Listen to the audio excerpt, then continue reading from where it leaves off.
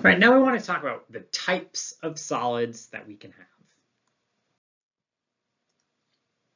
And so there are four primary types of solids we're going to talk about: metals, ions, covalent network, and molecular solids. And these four solids are characterized based on how the particles are held together. Amorphous and crystalline would describe a particular version of one of these solids. So if you had a molecular solid, it could be crystalline or amorphous. You can have a metallic solid that's crystalline or amorphous. And so when we're looking at this, this is going to be looking at kind of what holds those atoms together. Amorphous crystalline is going to be looking at what what is the pattern of those atoms or molecules in that solid. First type of solid we want to talk about are ionic solids. And this is something we're familiar with from previously discussing in types of compounds, because all ionic compounds exist as solids. So ionic solids are just the ionic compounds. And in an ionic solid, you have a repeating structure of ions. That's your crystal lattice, right? You have these ions that form via the transfer of electrons from anion to cation. Or cation to anion, sorry. And then you have these opposite charges that are attracting each other that hold these ions together in this crystal. So ionic bonds, a chemical bond, is what holds these atoms together in this solid. And so this chemical or this crystal lattice of repeating kind of ions taking on this structure is based around basically maximizing the attraction or the kind of exposure of positive and negative cations in some sort of arrangement. And so in table salt, you do have this cubic arrangement or cubic pattern that shows up of basically sodium and chloride ions. And so they're kind of going back and forth. And then eventually you can make salt crystals. These are very, very zoomed in with a microscope salt crystals that are little cubes that are reflecting the cubic nature of these atoms that are arranged in that pattern. And so when you're looking at forming these, whatever the type of ionic compound is with whatever its chemical formula and all that, the crystal structure that forms maximizes the contact between oppositely charged ions, because the positive and the negative is what actually, that attraction is what holds the molecule or the solid together.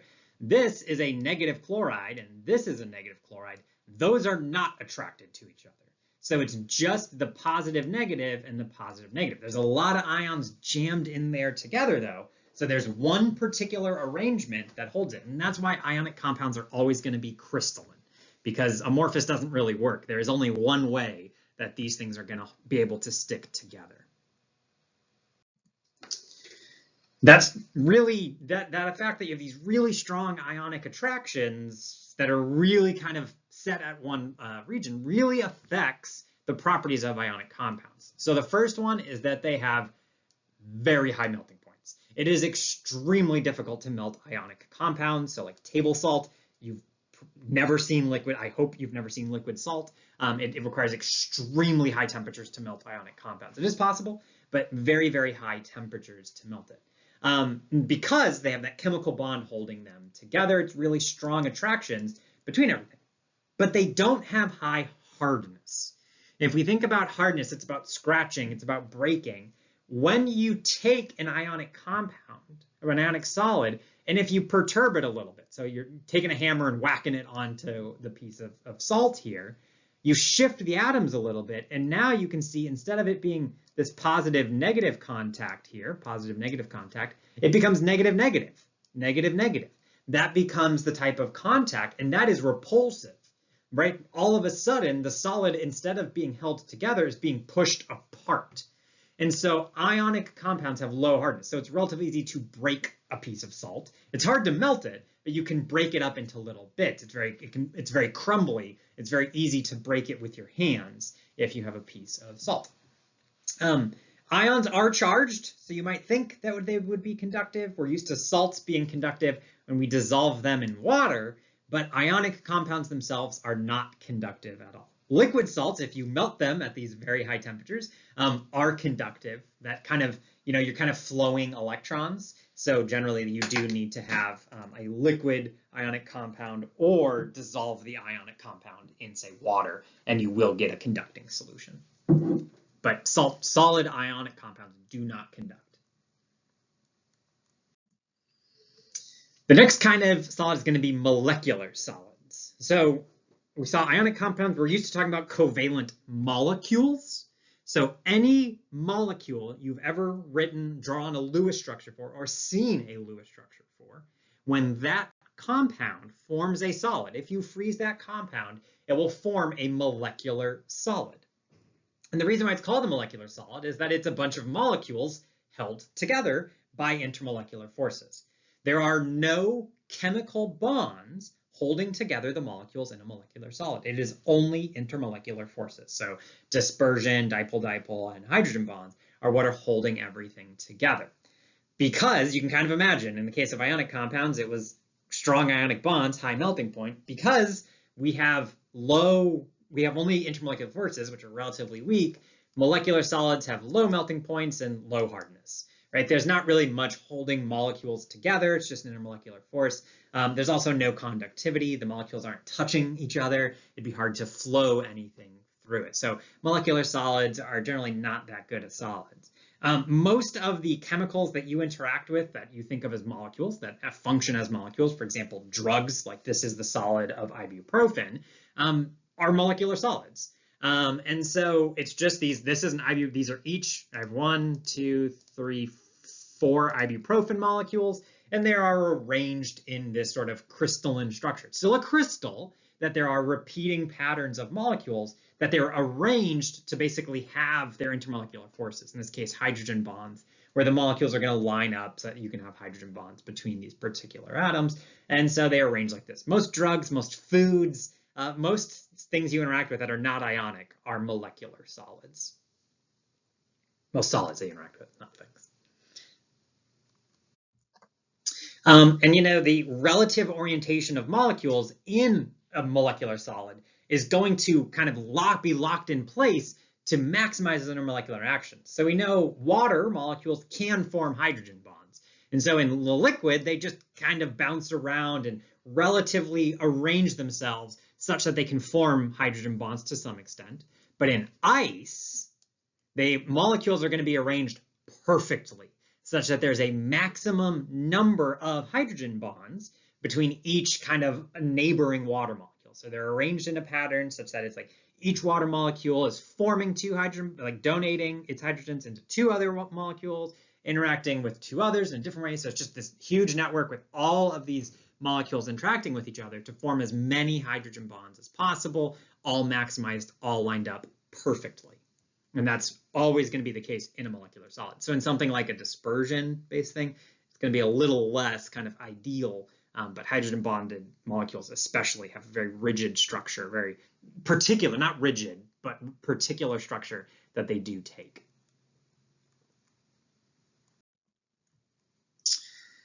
So you can form solids that are bound together by covalent bonds, and we call those network solids. You'll also see them called covalent network solids to really drive home the point that it's covalent bonds holding it together. So just like in an ionic compound where it was chemical bonds but ionic bonds holding it together, in this case, because it's covalent bonds holding the solids together, they have very high melting points.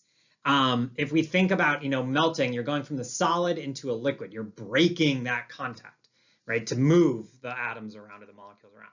In this case, you'd have to be breaking a covalent bond, right? So that's 10 to 100 times stronger than intermolecular forces. So, molecular solids, very easy to melt. A lot of times you'll hear the idea like, quote, covalent compounds are easy to melt. That's only molecular solids. Covalent network solids have some of the highest melting points. So diamond is a common example. Diamond, if you remember, was our kind of star hardness. That's because it's really hard, because in order to move the atoms around in a piece of diamond, you have to break a bunch of covalent bonds, right? If you're going to break a piece of a solid, you have to break all those bonds. That's a lot of covalent bonds to break, and that's really hard to do. Graphite is another covalent network solid where the atoms are all bonded together by covalent bonds. Very held together very strongly. There's kind of a layered structure of graphite. The layers can move over each other, but within each layer, very strong bonds. Covalent network solids also not conductive. They don't really want to change much. They don't want to flow much. It's just kind of locked into place, very rigid, very high melting points, very strong, not changing much at all.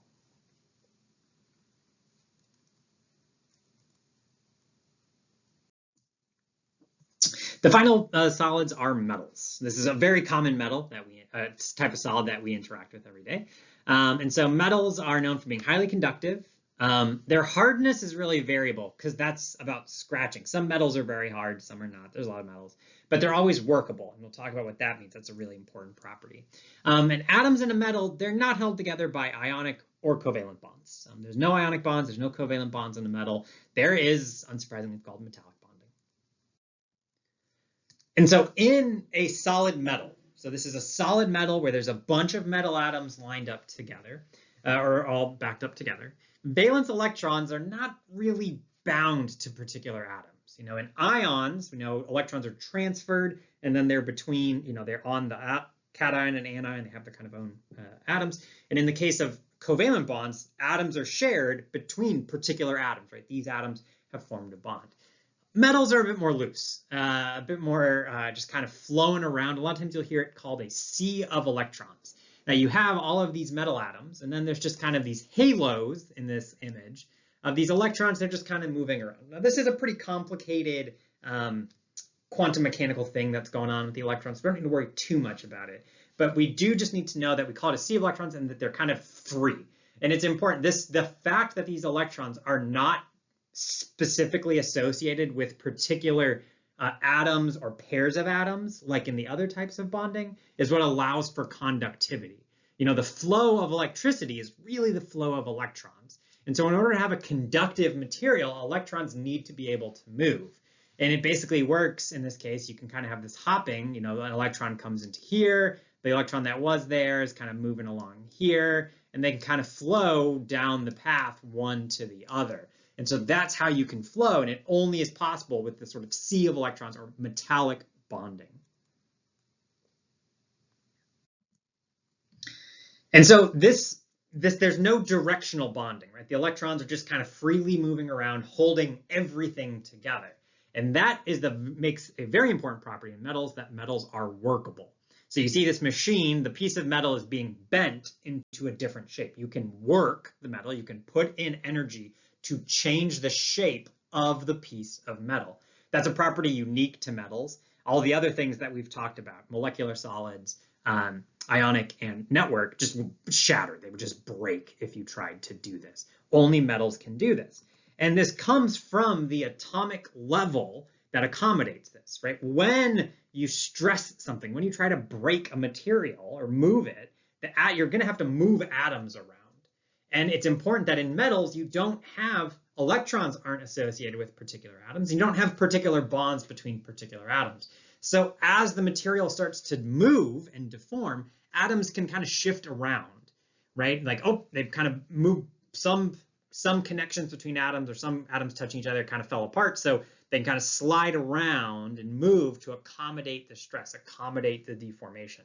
So that's really important in metals, and it allows for this workability. That is a unique property of metals that's really, really powerful. And so we have these four types of solids: metallic, ionic, covalent network, and molecular. And they're really all defined by what holds them together, right? Is it metallic bonding? That is the only thing that will give you conductivity. Is it ionic bonding, giving you really high melting points without high hardness? Is it covalent bonds, which high hardness, high melting point, high rigidity? Or is it molecular solids, which are held together by intermolecular forces, which are the weakest of the bunch, which isn't necessarily a problem. That just informs their properties. Sometimes it's good to have materials that are a little more kind of breakable, right? That you can work with, that you can break apart, that you can melt easily. That'd be a good thing for like foods that we eat. You know, it's helpful. It's an important property of butter that you can melt it at a low temperature. It's a molecular solid, but that's okay. Just don't want to make your house out of butter.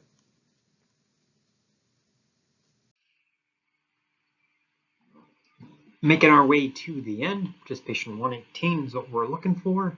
See you in the next video.